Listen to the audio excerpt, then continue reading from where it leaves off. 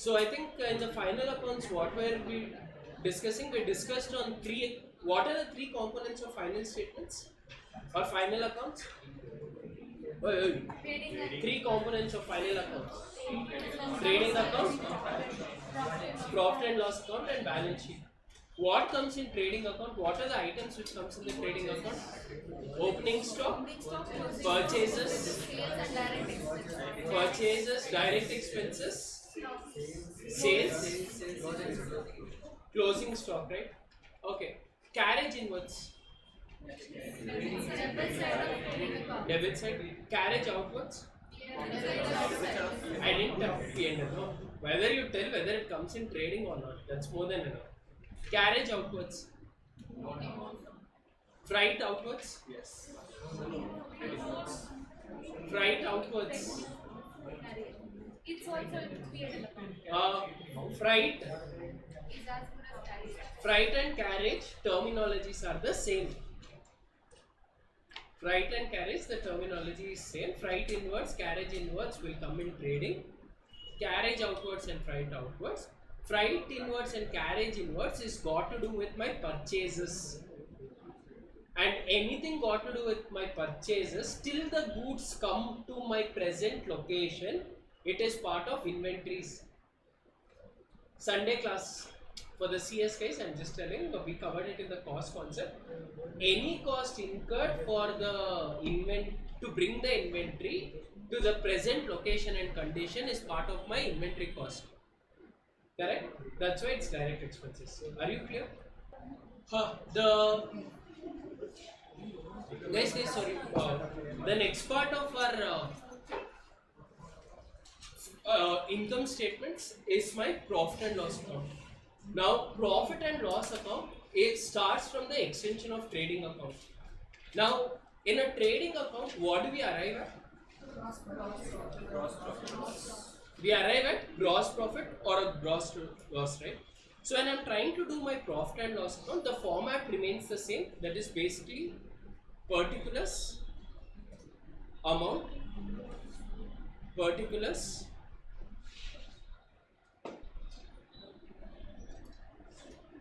amount, particulars, amount, particulars, amount. Now, what happens is, now my profit, gross profit comes on the debit side or the credit side?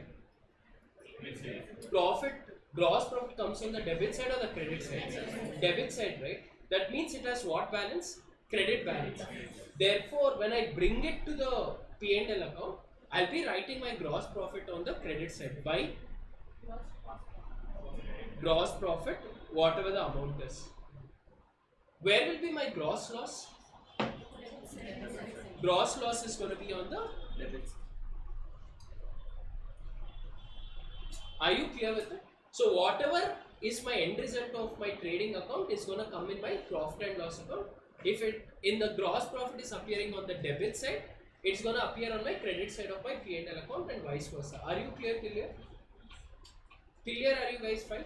The next part is on my debit side. On my which side? Debit side. I will have all the indirect expenses. When I say indirect expenses, I'm going to be talking of administration, selling and distribution, and financial charges. What all going to be coming on my debit side? All my indirect expense. Which are the indirect expenses? Administration, selling and distribution, and all my financial charges. On my credit side, I would have all my indirect incomes. All my what? Indirect incomes, which are not my primary focus of business. I'll give you an example, look into it. You are a business of buying and selling clothes. You have a business of what? Buying and selling clothes. What you did, you had got some extra money or profits, you kept that profits into fixed deposits. That fixed deposits gave you some interest. Okay. This interest, what I get on my fixed deposit, is it an income or an expense? Income. Is it an income related to my business or not? Scientist? Huh? How related? Related to business means it has to be my core operational business. What was your core operational business? Trading of clothes, right? Not putting your money into fixed deposit. Correct? So any income what you're getting it from other sources are gonna be part of my indirect income. Are you clear? When I say trading account should only reflect the business major incomes and expenses. Only what is my direct income of the business, only that should relate.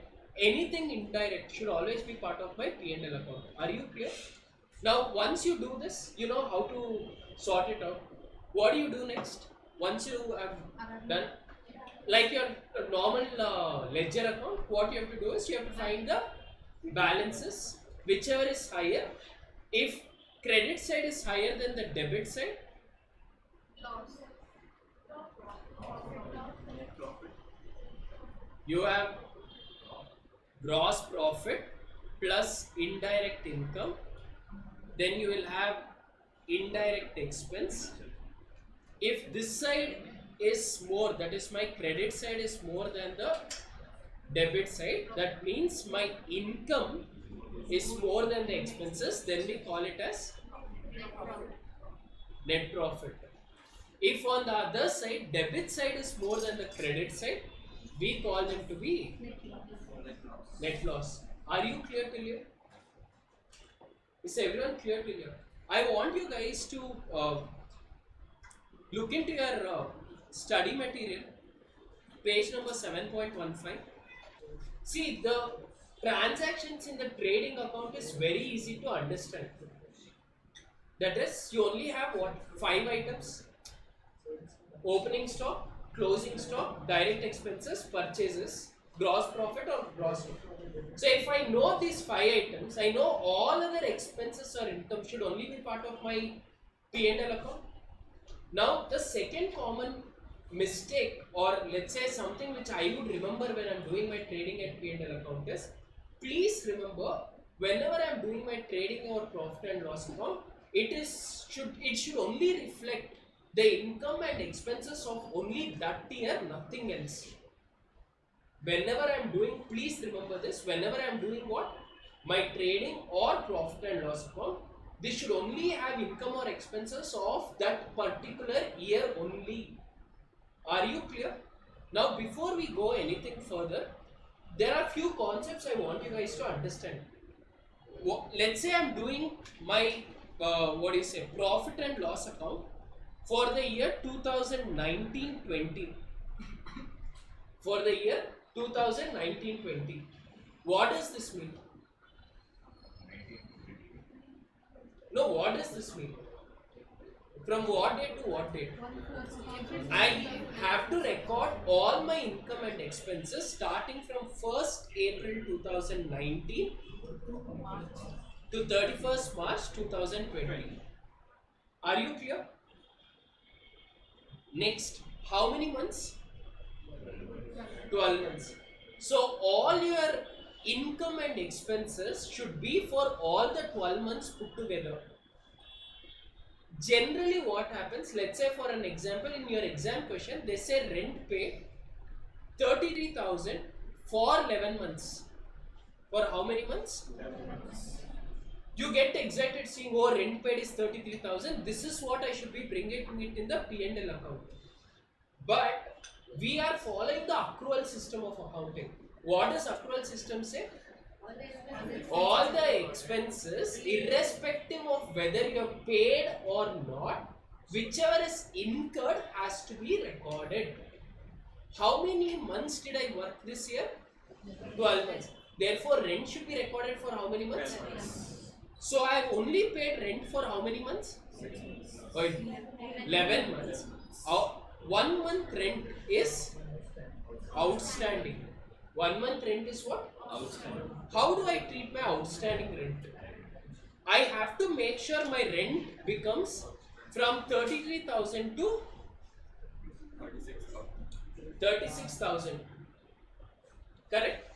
Now, when you pay rent, what is the journal entry you pass?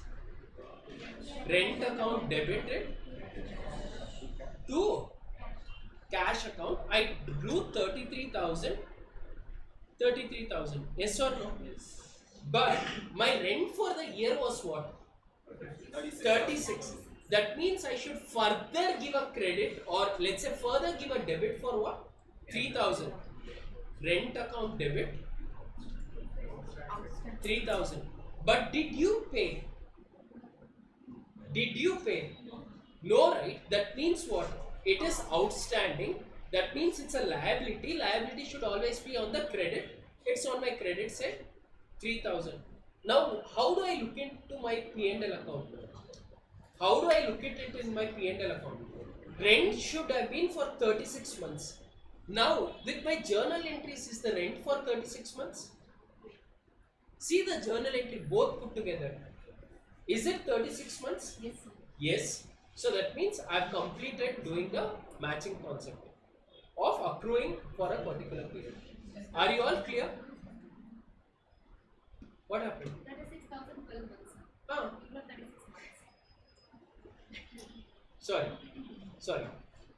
36,000 for your 12 months. Are you clear? So every time what you guys need to look at it is, am I recording it for 12 months? If it is not, you will have to bring it to the 12 months. Are you clear till here? Next one, we are introducing a new concept, or concept which few of you guys already know. What do you mean by advanced or prepaid? What do you mean by advanced or prepaid? What do you mean by outstanding? We'll bring individually one by one. Advanced or prepaid means, even before the expenses has happened, you have already made the payment. What does advanced or prepaid mean? Before the expenses have actually occurred, you are making a payment to it. Are you clear? Now, let's say I am doing accounting for which year? Financial year 1920.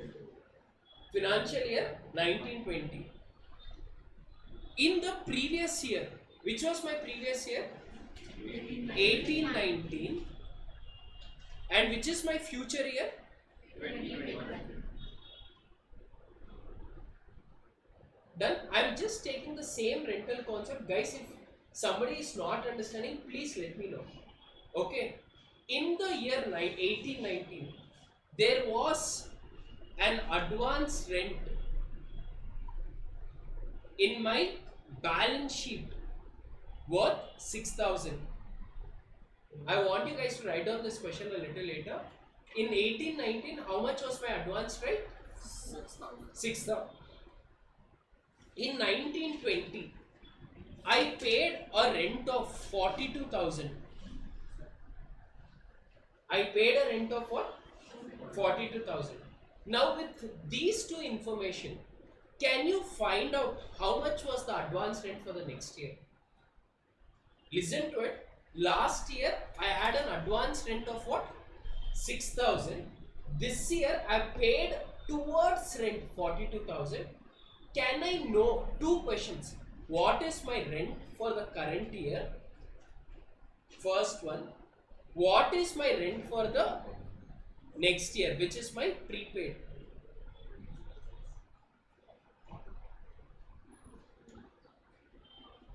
48 is the rent for current year. Okay. I am continuing with my previous question only. I am not doing anything new. I am continuing with my previous question only. Sir, assuming next year's prepaid rent is not exceeding the percentage. Okay. Can we indicate? What is my rent per month? 3,000. 3,000, right? I told you guys for my FY 1920, my rent, if it is 3,000 per month, for 12 months it should be how much? 36,000, right? So now see here, my rent for the year was 36,000. Correct? Last year I had already paid 6,000. Last year I already had paid 6,000. That means I had already paid an advance of 6. That means towards this year, how much I should have paid? How much I should have paid? 30, right?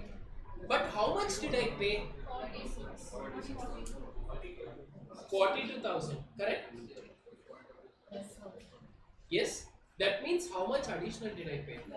12,000. That is my advance rent for the next year. Did you guys understand this? No? Madam? Then you should ask, no? I have paid a rent of 6,000 last year more. That means what? It's an advance rent. If I have paid 6,000 more last year, which is going to be used this year, are you going to say, hey, whatever I have paid last year, you only keep it, next year, like this year, I'll pay new rent, new year, new rent. Or will you say adjust towards this year's rent? Adjust towards this year rent, right? This year, how much is your rent? 36. You have already paid 6,000 last year only. Out of 36, you have already paid 6,000 last year. So this year, how much you should have paid? 30. But how much did you pay? 42. How much extra you paid? That means 12,000 will become the prepaid for the next year. No matter what, if you understand both the things, my rent for the year never crossed 36,000. That is what you have to remember. My rent will always stick on with my month on month. It's not gonna change. Are you clear? Is everyone clear with it? Done? If I give you guys another question like this, rent outstanding 1920. Sorry. Rent outstanding 1819 6,000.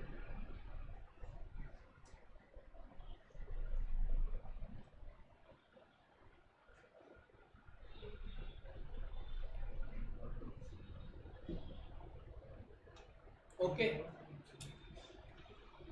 Can you find out the rent for the current year and rent outstanding for the current year?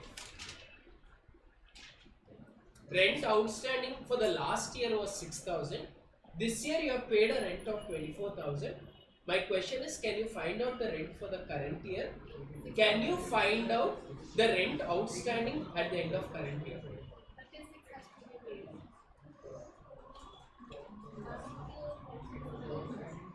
How much is the rent outstanding? How did you get? See here, what is my rent paid for the year? How much is my rent paid for the year? 24,000. But what I paid rent 24 for this year, was it exactly or entirely for this year's rent? Why? Because I had 6,000 which you had to pay last year. If let's say somebody comes and says, hey, you know what, take 24,000 only for this year, you hit on him and tell, hey, first pay what is due, then you pay me the current year dues. So out of 24 what he is paying, 6,000 belong to the last year. Therefore, how much was it for the current year then? Out of 24, if you have paid 6,000 for the last year, what you have paid towards current year is what? 18. Yes or no? This year's rent was how much? 36,000. So from 36, if you have already paid 18, how much more you have to pay? 18. That is going to be outstanding. Till here, does anyone have any issue? I am continuing with the same question. Till here, guys, are you clear? Guys, just use simple logic, right? I have 24,000 I paid. Last year, 6,000 you did not pay. That means out of 24 what you have paid, 6,000 definitely belongs to the last year, right? So you have only paid 18,000 towards this year's rent. Fine. Guys, are you clear to you? Now, there are few things which we already have discussed. I'm just running through the journal entries. See here, any drawings by the proprietor, what is the journal entry? So if depends on what kind of drawings are we doing. Let's say I'm drawing goods. What's the journal entry? Drawings to purchases. If there are if a proprietor, listen to it. Let's say I'm a business proprietor. I paid advertising expense. Listen to it. I paid advertising expense from my personal account. Business expense, but I paid through what? Personal account. What will be a journal entry?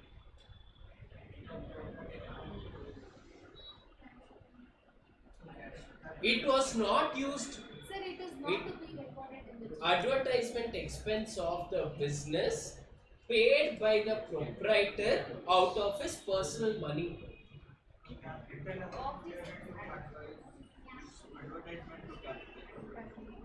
Advertisement to capital. Because guys, just use this simple logic.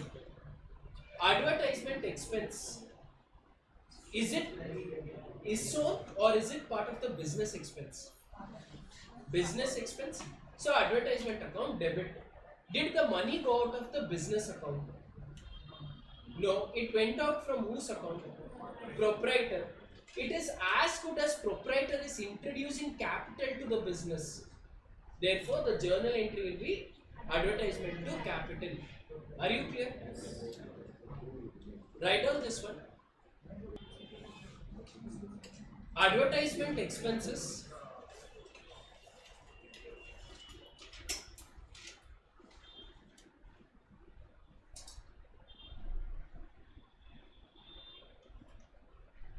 Advertisement expense paid by the proprietor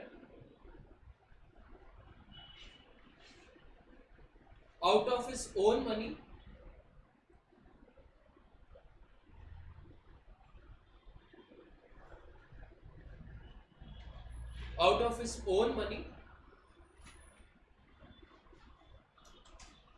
towards the business. What's the journal entry? Advertisement account debited to capital account. I'll give you another scenario I want you guys to tell. See here. Business paid income tax. Business paid what? Income tax. Let's say 5,000. What's the journal entry?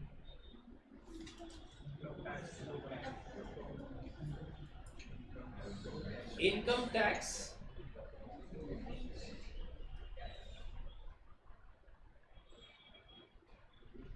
done. After you paid the income tax, you figured out that the income tax what is being paid is actually the personal tax of the proprietor. Is it like a rectification of error?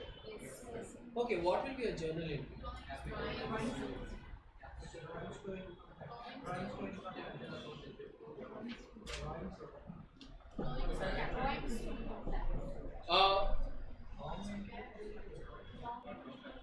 It is basically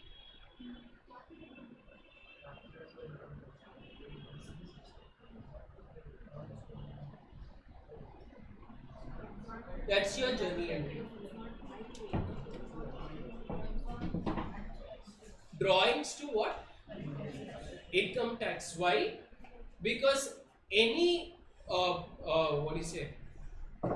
Expense or any expense of the proprietor, if it is being paid by the business, the account should be debited is what? Drawings account. Generally, the journal entry should have been drawings to cash. But this guy has already written an entry as what? Income tax to cash. So if you have to rectify, what would be the journal entry then? Drawings to income tax. Are you clear? Only few guys are telling rectification entries properly. Okay, everyone take the illustration number 3. Illustration number 3. And I want you guys to make your profit and loss account first. Now it should come on the debit side or the credit side? Gross profit, right? Profit comes on the Credit balance on debit side.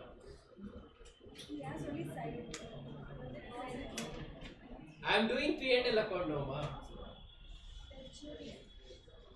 When you're asking for the first entry, sir. Correct, madam. Thank you. Yeah? Sorry. Which side? Debit side or the credit side? Salaries is what? Income or expense? Expense comes on the? So this is on my debit side. Discount? What is this discount? Credit, discount, debit? Discount, credit. Credit always means an income. That's why in the first chapter, credit always means an income. So you don't have to get confused. Automatically you can put it on the which side? Credit side, which is my income. Discount, debit.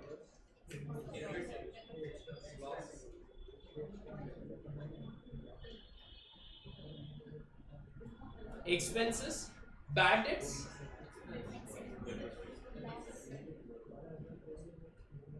Bad debts is what? Expenses, debit side. Depreciation, expenses, debit side. Legal charges, expenses. Consulting fee, expenses. Audit fee, expenses. Electricity charges, expenses. Telephone postage, expenses. Interest paid on loan, everything is an expense, all are indirect. So did you get? Till here are you guys fine? Anyone who did not get 43?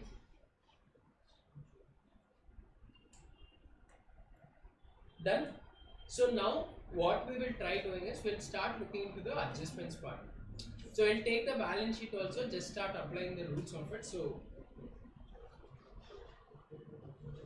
in exam sometime if they ask you guys to pass a closing entry, if they ask you to pass what? Closing entry. Do you remember how I had told you guys to read the ledger accounts?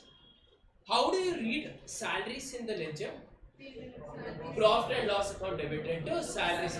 So if they ask you to make your journal entries, that is what you will have to do. Profit and loss account to salaries, legal charges, blah blah blah blah blah. On the other side, discount received to P&L account. Understood? Sometimes when they go mad, they'll ask you for 4 marks this one. 6 marks for P&L, 4 marks for passing your journal entries.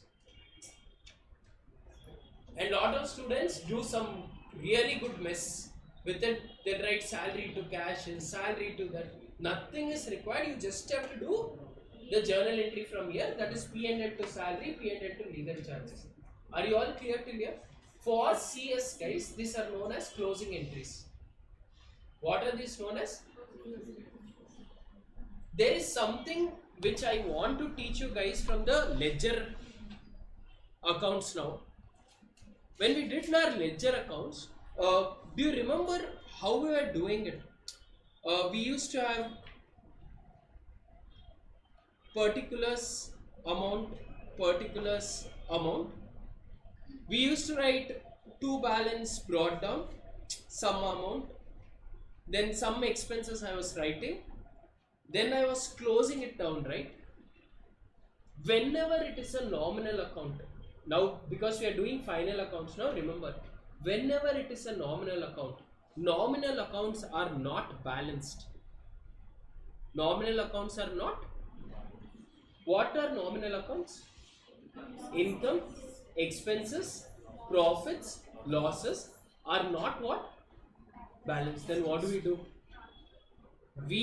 Let's say I'll take this entry as what do you say?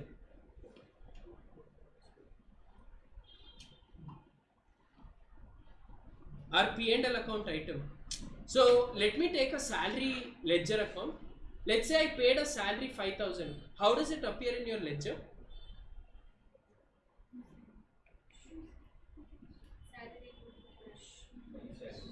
In the salary ledger, it will look at as what? 2 cash, 50,000. Then what I would have done? By, I would have written it as balance carried down 50,000 at the end of the year, right? Yes or no?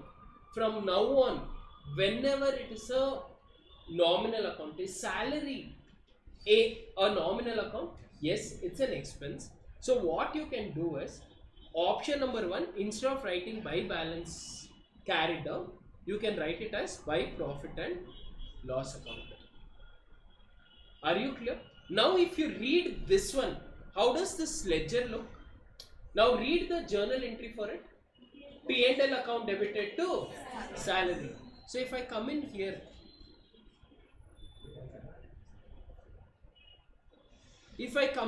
and read it, how does it look? P&L account debited to salaries.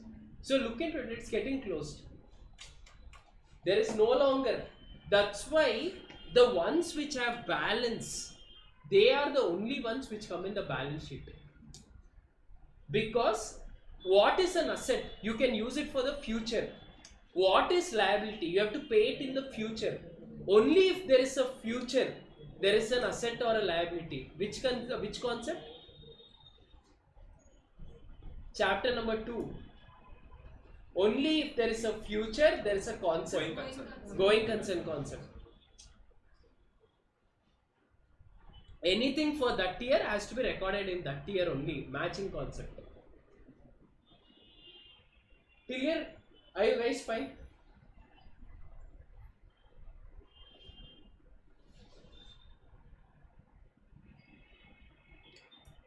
Write down certain examples now.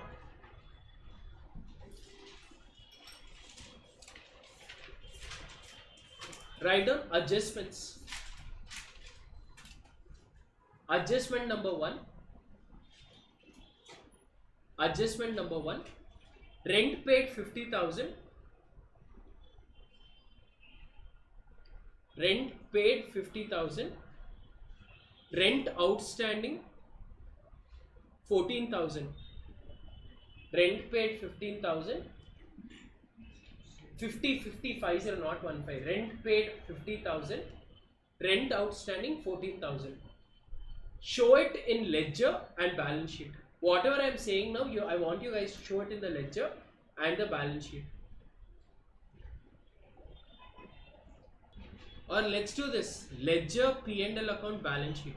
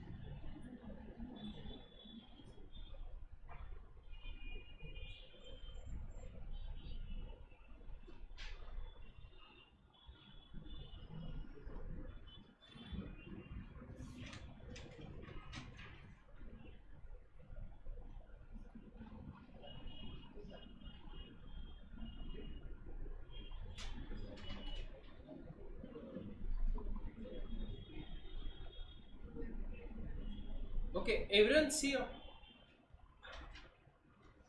Rent paid, what is the journal entry? Rent account debited to cash account. So in my rent ledger, I'll write it as rent account debited to cash. If I come to outstanding rent, what's the journal entry? Rent account. Rent account debited to outstanding rent. Now I want you guys to understand this. Outstanding rent is an adjustment. Outstanding rent is what? An adjustment. Whenever it's an adjustment, it should appear in two places. Whenever it's an adjustment, it should appear in two places. Is the rent outstanding of the current year or of the previous year? It is of the current year. That means it's an expense of the current year. My current year expense already rent was 50,000 and I have 14,000 outstanding. That means my current rent for this year is how much? 64, right? That's why you add that outstanding to your profit and loss account. One adjustment is over. When I'm adding it on the salary, am I debiting it or am I crediting it? I am adding this outstanding rent to my salary. Am I adding it? Am I debiting it or am I crediting it? Salary was 50,000. I added 14 more thousand. Am I debiting it or am I crediting it? Salary is getting debited because it is getting added to the current month's salary. When you are saying you are adding outstanding here, that means you are doing what? Debiting it to your salary. That's why here when you see the ledger account, see. Oh, sorry, I was telling rent. Rent account debited to, sorry, my mistake. Rent account debited to outstanding rent account 14,000. So my debit side has gone up by 14. Adjustment number 1. That's why any of the outstanding expenses are added to the original expense. So this was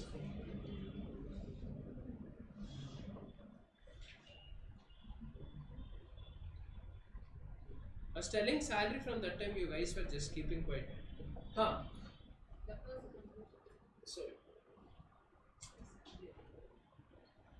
So to my existing expense, it gets added.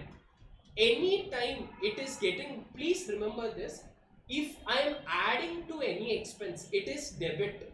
If I am reducing an expense, it is a credit. If I am adding to an income, if I am reducing from the income, debit. Anything which is an adjustment should appear twice. I have already debited it. I have two options. What are the two options of crediting it? One, either I should treat it as an income. Can outstanding rent become an income for you? Which is my second option left. What are the two options of credit, Mark? One, it can either be a liability or it can be an income. If it is not an income, then it can be a liability. Therefore, I'll go to my P&L balance sheet and write my outstanding rent on my liability side.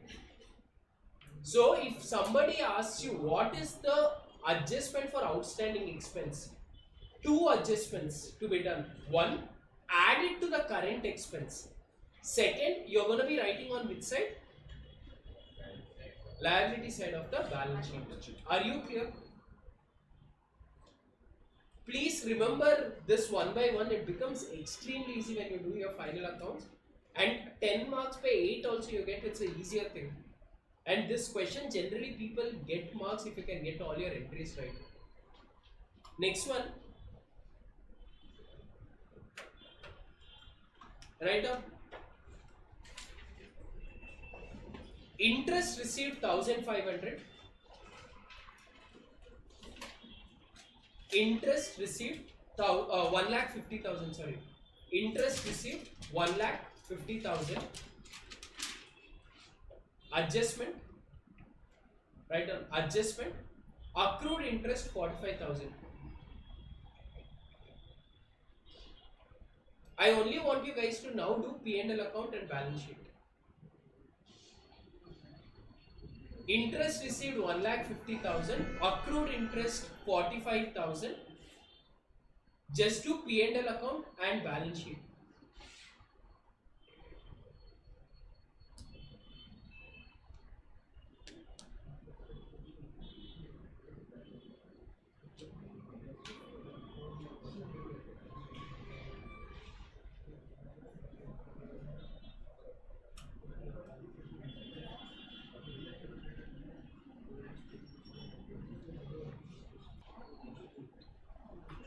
What do you mean by accrued? It has been received, I mean, it has to be paid but not been paid yet.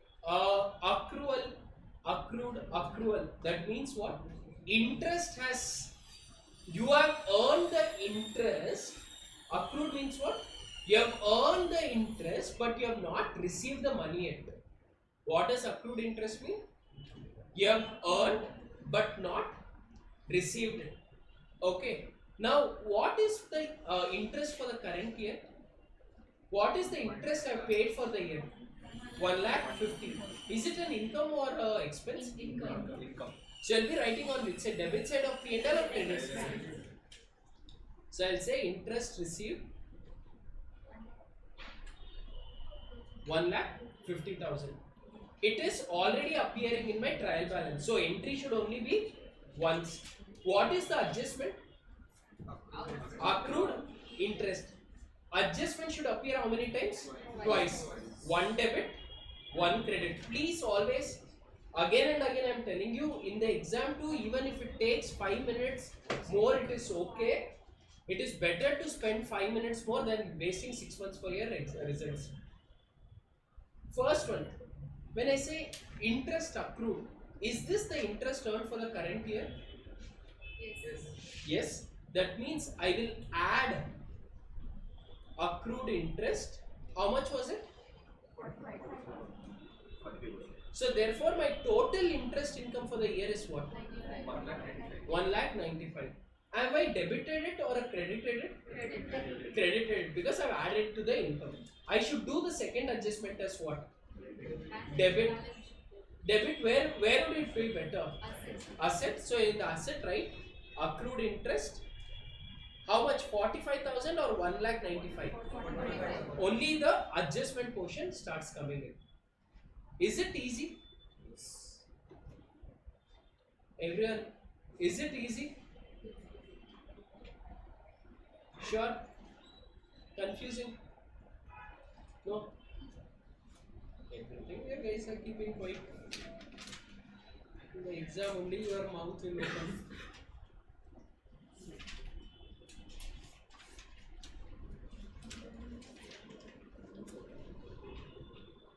Write the next one.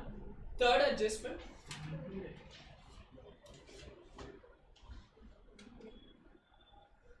Subscription received. Subscription received 1,75,000. 1,75,000. Right now, adjustment out of the subscription received. Out of the subscription received, 70,000 is for the next year. 70,000 is for the next year. Do it. What does this mean? First one, subscription received. Is it an income or an expense to you? So let's just look at it. So in my profit and loss account, I will be writing as what? Subscription received. How much? 1,75,000. 1,75,000. What is the adjustment? Out of 1,75,000, how much was it? 70,000 did not belong to this year. I told you my profit and loss account should only have it for that particular year. That means I should remove them off. I should remove them off. That means I will reduce what? Advance subscription. How much? Therefore, how much is my subscription for the year? Done. Now, one adjustment done. Second adjustment. Should I take it to the balance sheet or P&L only? We'll look at it. Balance sheet. Okay. Have I debited it or credited it? Who's that credited? Have I added to my income or reduced from my income? Reduced from income. What did I say then? Debited. So you have to do what? Credit. Can it become an income? Can it become an income? This year definitely no. Can it be an income for the next year? Till that time it's a liability for you. So you have only one option to write. which is what? Liability. You write it as advance, subscription. The logic what I'm trying to tell you guys, right? If you apply, I'm saying 80% of your questions you don't have to read before exam. There are only very few things which you have to do it on. One will come on the P&L debit, one will come on the P&L credit. One will come on the balance sheet debit, one will come on the balance. Those are very minute thing. For 1 mark, do you have to spend 4 hours or you don't have to spend 4 hours? Is left to you. But if you get this logic right, one side if you can identify, it's very easy to identify the second side. Try using this logic. Trust me, even though your balance sheet totals are wrong, sorry, your balance sheet is wrong, but still your balance sheet will tally. Balance sheet tallying will give us satisfaction. Satisfaction means you'll do more questions, or you'll keep scratching your head till hairs fall. So in the exam, do not do all of this. Rather try, even if you are going slow, it's okay, because this is another 10 marks chapter. I want to strengthen this chapter. Every adjustment will cover it up. Are you clear till here? You want?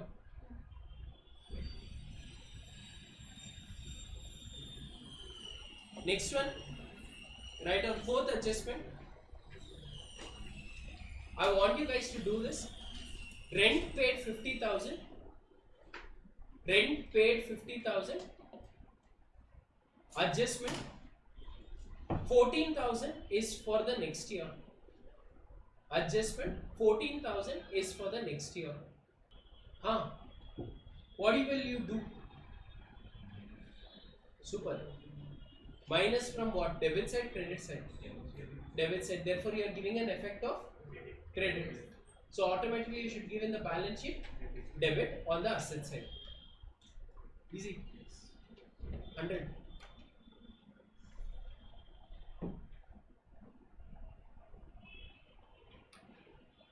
So the adjustment is simple. Profit and loss account. On the rental side, rent originally paid is 50. Adjustment, rent is for the next year. I only should have rent for this year. Therefore, you will reduce it.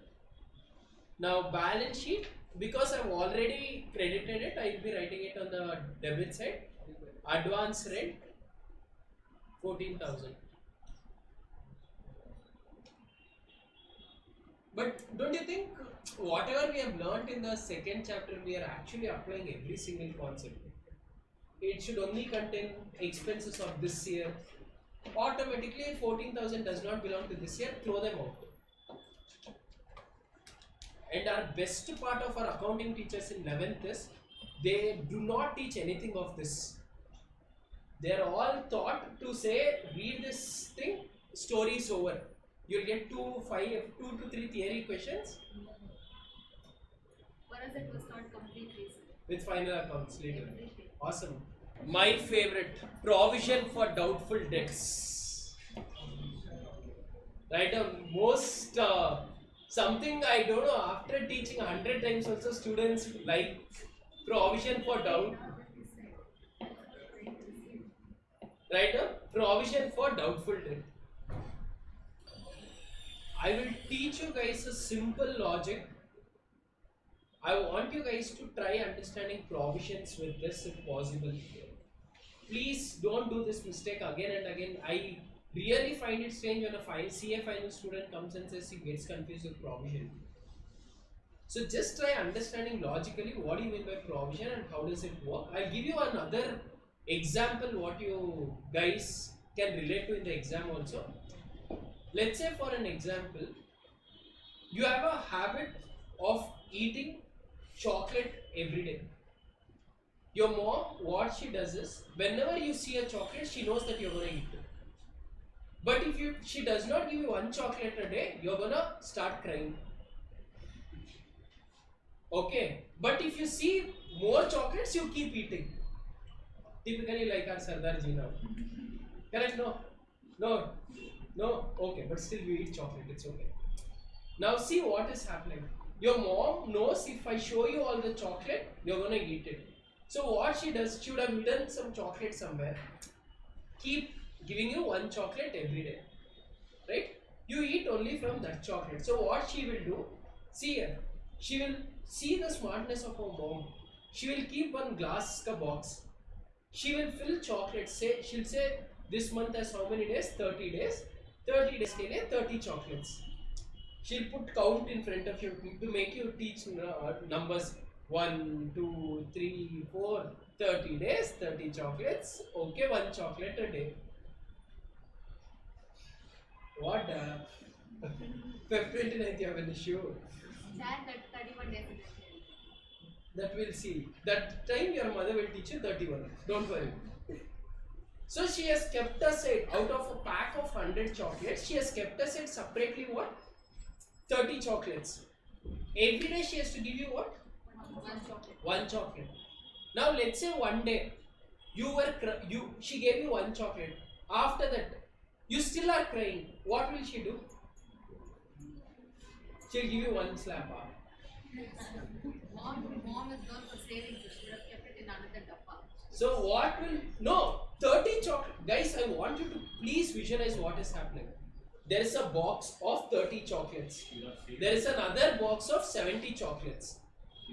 Wait. You as a kid don't know about that 70 chocolates. Let's be honest, you have only seen those 30 chocolates and you are also a very good kid. One day, one chocolate, you are happy. But that day, you saw Ivan eating 2 chocolates.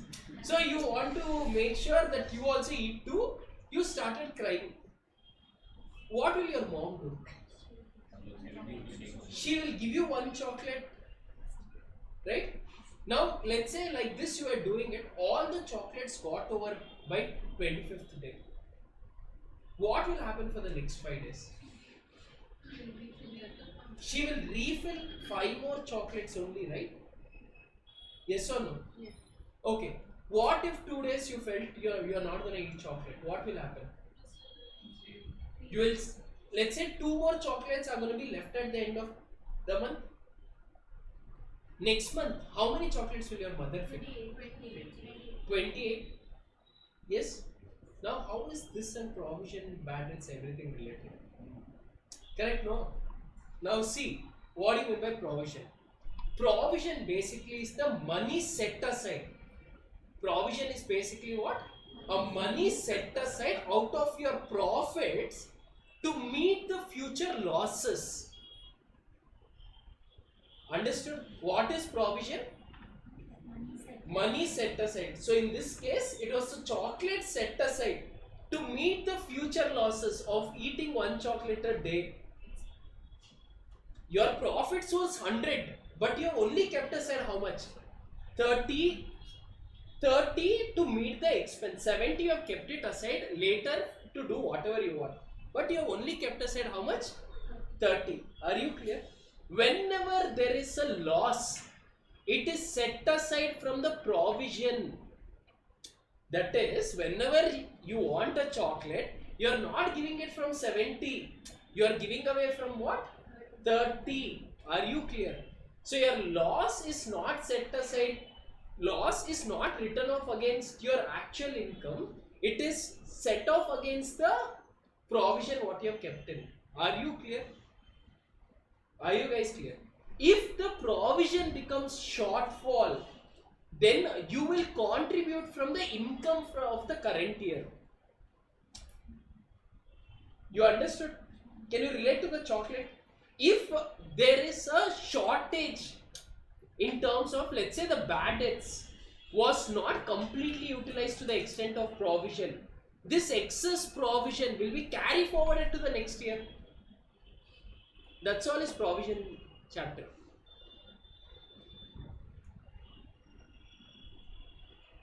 You guys understood? Not the chocolate, provision. Now, I'll try whatever I told you guys in the theory. Please in the exam remember this. Provision is extremely easy and trust me, you will definitely have a provision question.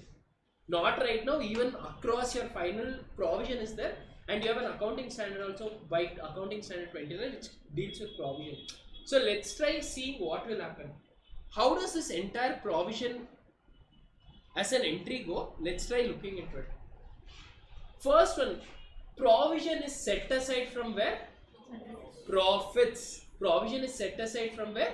Profits. So profits have a debit balance or a credit balance? Hey.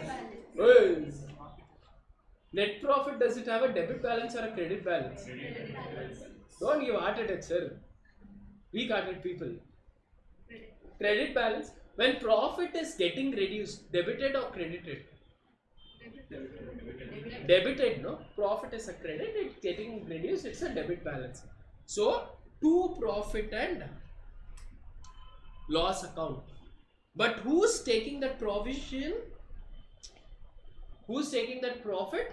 Provision. Correct? Well, then you are all saying, I'm saying debit P&L and I'm writing credit, your guys are all nodding your heads. When I...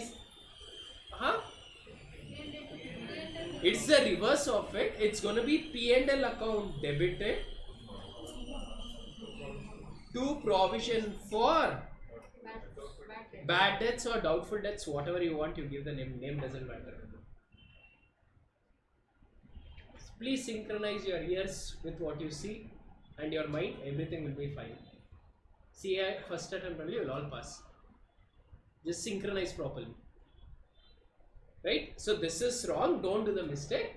Profits is a credit. You're reducing your profit, so it should be debited. That profit is getting transferred to provision. Provision is a liability for future expense. That's what it's done. Now let's go further. Let's say 50,000. 50,000. To understand this better, what we will do, we will also maintain a provision ledger. We'll maintain a provision ledger. Let's try doing a provision ledger. How does provision ledger look? By balance, directly by P&L. Correct, no? By P&L account 50,000. Are you clear? Now, second one, there was a customer who has to pay you 5,000 rupees. How much he has to pay you? 5,000. He became bad for you. Bad is not that say to and all. Say to, or she's like, why is she calling somebody say to and all? No, kids. Right? He became bad. What is bad? He's become insolvent, so he's not going to pay you the money. So what is the journal entry for bad debt? Bad debts too. What? Cash? No. Bad debts account debited to customer account. This will not change whether you have provision or you don't have a provision. This will not change. Are you clear? The journal entry for bad debts is what? Bad debts 5,000 to customer 5,000. Are you clear? Are you guys clear till here? Now, is bad debts a nominal account? So if I have to close my nominal account at the end of the year, we remember the journal entry we have to pass is what?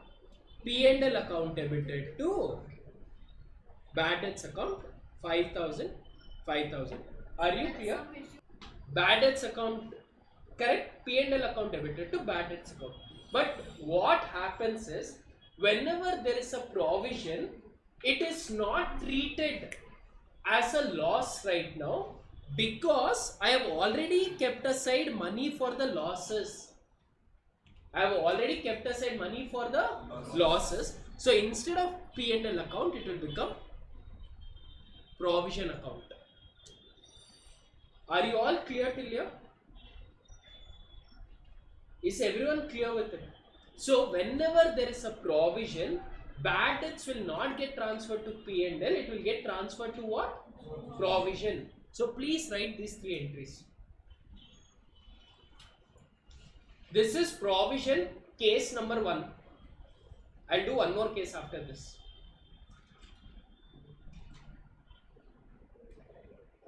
Please understand and then write. Don't copy. Bad debts to customer. So you have to adjust two places. Customer account is debiting or credited? Debited or credited? Credited. That means debtors account has to be reduced. Write down adjustment number 1. So after you write the journal entry, bad debts account debited to customer account. How you are gonna? Sir, when you get to know customer has turned out to be bad debts in an adjustment, you will pass an entry as bad debts account debited to customer account. Customer account is getting debited or credited? Credited, right? That means customer account has to be reduced. Customer account appears where? Assets, balance sheet. So first adjustments, balance sheet, assets, debtors, reduce. First adjustments, balance sheet, assets, under assets, debtors, reduce the balance. Correct?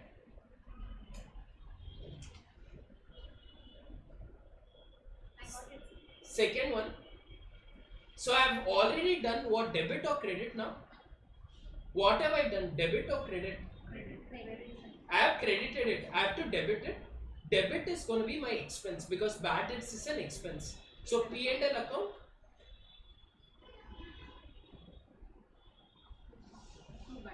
P&L account. 2 bad debts.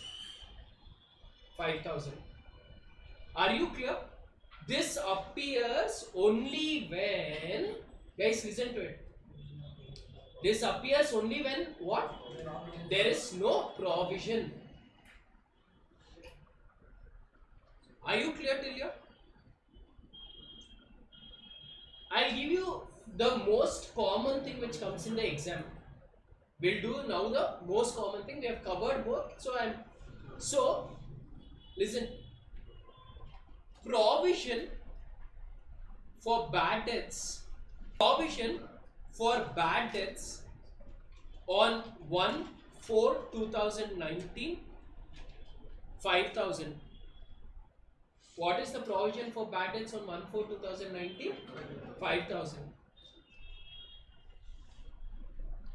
Create provision on debtors.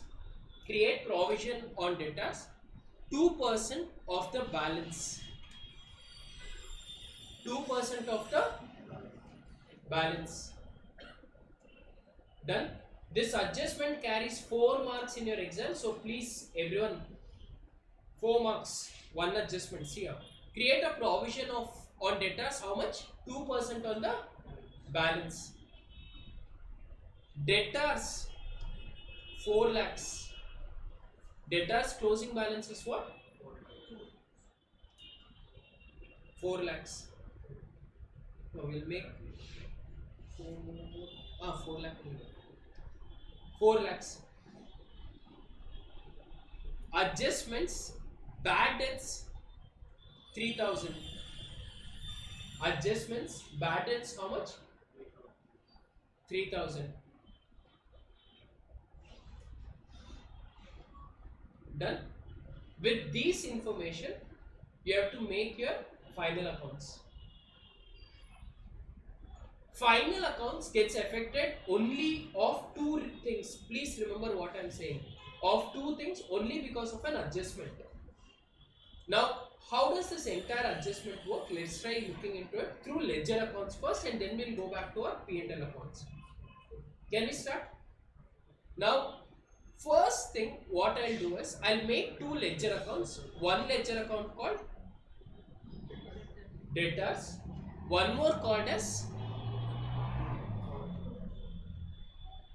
provision. Okay. What is my debtors balance? 4 lakhs. Is it going to be coming on the debit side or the credit side? So I'll write for an example 2 balance 4 lakhs. Are you clear? Provisions comes on the debit side or the credit side? By balance, how much?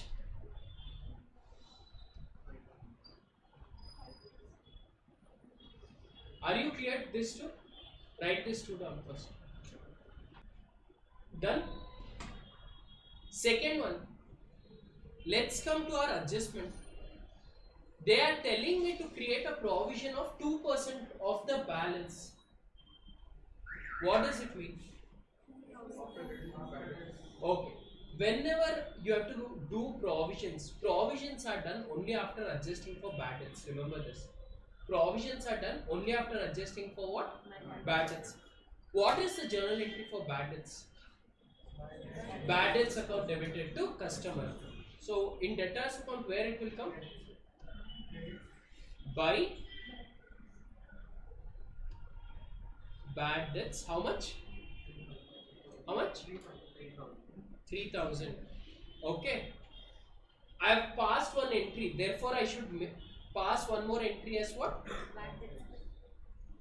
Everyone, even in the exam, you'll have to do like this only. All together, not one by one.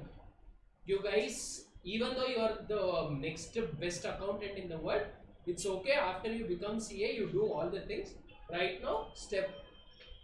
I have passed one new entry. That means new ledger account should be opened. What is the journal entry? How does it come in the bad debts account? Super. 2 debtors. How much? 3,000. Is everyone clear till here? No problem? Done? Now, bad debts account, if I have to close, what should I do? I should be transferring it to provision. Why? Why? Because I have a provision account. If it was not there, I would have transferred it to P&L. Since I have a provision account, I'll be transferring. So if I have to close this and transfer it, how does it look? By provision account 3,000. Is provision account tallied? So now where should I go? Provision account, and there I write it as what? Everything you guys know. 2 bad debts. How much is it? 3,000.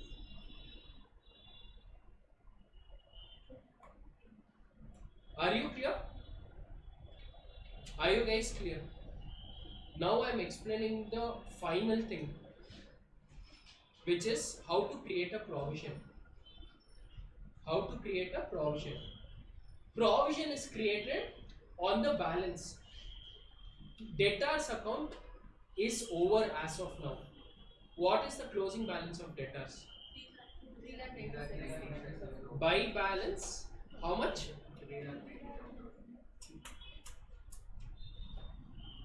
3,97,000. Is everyone clear? Is everyone clear with it? 3,90,000. What is 2% of 3,97,000? 7,9. Okay. When they say create a provision of 2% on the debtors, you know what it means? Should you transfer 2% of profit? What does 2% of provision on debtors mean? Do you have to transfer 2% of 3,97,000 from the profits? Yes. Yes. Yes? Yes. Wrong. Wrong.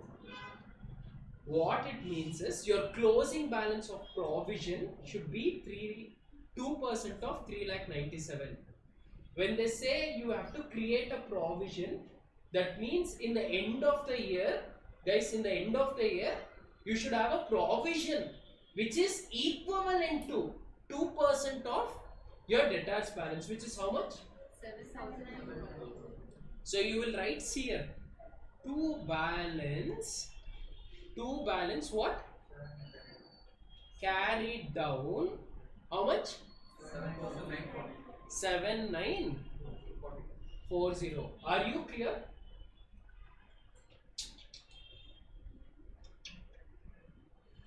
What happened? Can you explain this in syllabus? When I say you need to maintain a provision or create a provision on the balance, it basically means at the end of the year, how much ever your debtors balance is, 2% should be kept aside to maintain the future So losses. the difference of both. That is basically closing balance is there, no? 2% of it should be my provision balance. That means I'm talking of my closing balance. So now see here, I have done my closing balance already. How much is the total? 10,940. Therefore, what is my balancing figure? 5,000. By how much? 5,000. 5, 9. This is the amount which gets transferred from P&L account. How much gets transferred from P&L account? 5,940 only. How much gets transferred from P&L account? 5,940 only. Now, logically, if I have to understand, I don't do so many ledger accounts. I'll tell you, if you guys can understand, good, or else before CA final you will understand. If you can understand right now, try understanding. You can then, if you have understood it, you can pat yourself saying, I am smartest. Then don't ask your friend, hey, you didn't understand that. If you have not understood, leave it. Don't try, what do you say, demotivating your friends. If you understood, you pat your backs and keep quiet. Done? See what is happening. This year, beginning, I kept aside saying, you know what, I might suffer a loss of 5,000 rupees. Out of my debtors of last year, I had kept aside 5,000. That was my estimate. But actually, loss happened only for what? 3,000. I already have last year's 2,000 extra. So this year, they are telling you maintain 7940. They are telling you to maintain 7940. I would have maintained 7950 provided my previous estimation was right. Are you guys clear? Since I already have 2,000, how much more will you transfer? 5940. You remember I told you extra chocolate left. What will you do? You'll only transfer balance. That is what we are talking here. No problem. Now I want you guys to understand how does it work in P&L account and balance sheet. If anyone can tell me how does it affect my P&L account and balance sheet, because see here, I want you guys to understand, I have profit and loss account, I have balance sheet. Whatever effects I am doing, it should be both equal. You have to make sure it finally becomes zero. Tell me.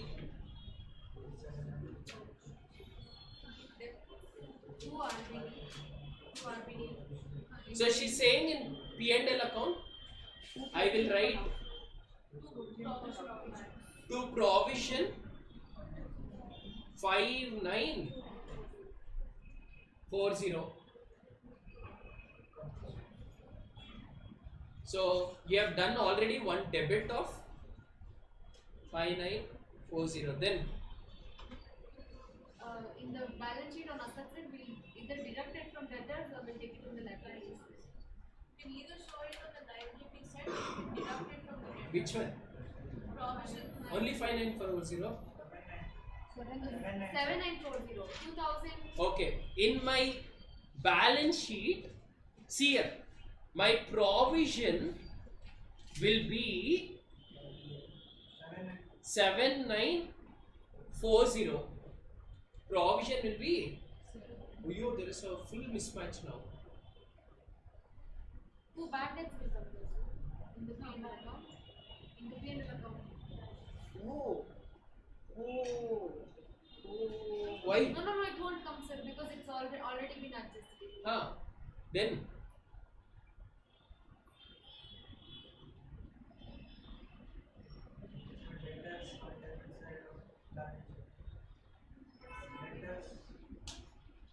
okay, he's saying go to debtors from 4 lakh, it will reduce 3,000, it will become 3,97,000. So I have a debit of 8,000, credit of only 7940. This is the reason all the time my balance sheet does not tally. Correct, no? Yeah. That's why madam's balance sheet never tallied, it seems, because of this. You understood? I am doing all debit credit only. I am not doing anything more. I want you guys just to apply yourself where, what. Okay. Whenever you guys have questions like this, just focus on few things like what are your closing balances. Just focus more on your closing balances and where is P&L account. Okay, let me try going for my first account, debtors account. Okay, in my balance sheet, debtors was how much? 4 lakh. From 4 lakh it became what? 3 lakh 97,000. So it is reduced by what? Debtors getting reduced by 3. Is it a debit? Oh, sorry, is it a debit or a credit? So I have a credit 3,000 because of my debtors. First one. Let's come to the provision account. Provision account. How much is the provision? 7940. Earlier provision was how much? Earlier provision was 5,000. From 5,000 it became 7940. That means it increased by how much? This is again what? Credit, which is credit 2940. Are you clear? Two sides done. Now I am checking my debit side. What is my P&L account? 5940. Is my debit and credit matching? Please, everyone, again I am telling it. Everyone, again I will tell. If you can understand this, brilliant. I am saying for everyone, if you can understand the way to read it, guys, it's not a rocket science. It's just that you have to read what is happening. One of a mistake what we guys do in the exam get excited is, see, I understand provision is closing balance is 7940. I agree. But I already had an opening balance of 5,000. The adjustment only made me increase it by 2940 only.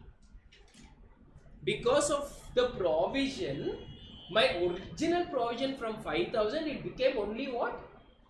7940. Therefore, it increased only by what? 2940. Are you clear? First one. Second one, bad debt. Third one is my P&L transfer. These three adjustments, 3 marks. Exam, you know what is the wrong percentage? Almost 95% of students get this entry wrong. Because, and you ask anyone when they come out of the exam, which was the entry why balance sheet did not tally, their first major answer is going to be for bad debt. Because of bad debt, I got 2-3,000 difference more. They will think the 2-3,000 cost because of these two. But that is not the one which caused the difference, because we have to identify these two. If you can identify those two, automatically our mind will say, this amount should have come in here, this I have taken, this should have come in here, I have taken, all the three are tallied, we'll see. How many of you did not understand this? Okay. What do you mean by adjustments? We'll go back to our basic core again. What do you mean by adjustments? Something which was already there, you are adjusting it. When you are adjusting it, you have to give 2 effects. Now currently I have 2 transactions, 4 effects. Out of 4 effects, 2 are P&L effect. So that means there are only 3 effects to it. Assets was 4 lakh. It became 397. Assets was 4 lakh. It became what? 397. That means assets reduced by what? 3,000. Are you clear? Adjustment number 1. Second adjustment. Provision is treated like any other liability. Original liability was what? 5,000. It became how much? 7940. That means liabilities went up by how much? 2940. credit again. 2 credits over. Why did it get affected? Check if there is an adjustment for P&L. So your adjustments in the balance sheet and P&L account for your provision is simple. Everyone see here. From next time in the exam, if you get confused, even if it is mechanical, do this way. Provision in P&L account, you will write provision. In P&L account, you will write provision. How much? 5940. That means I have debited it. In my balance sheet, my fixed assets was 4 lakh. It became 397. That means I'm crediting it with 3000. Debtors was 4 lakh. From 4 lakh, I reduced 3000. Bad debts. Are you clear?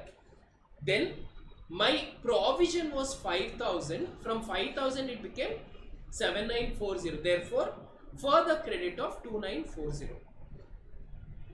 Only 3 cases. Don't break your head wherever it is going. Just see these 3 things. How much should I debit it with? How much should I credit it with? Credit will happen in my balance sheet. Debit will happen in my P&L account. Don't do any more drama trying to complex too many things. You understood? Okay. Did you understand the ledger accounts? Then it is just the adjustments what you have to understand. Adjustments is this only.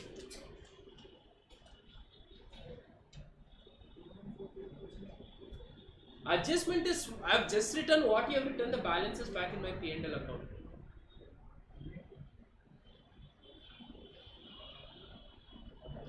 Take a break, come back.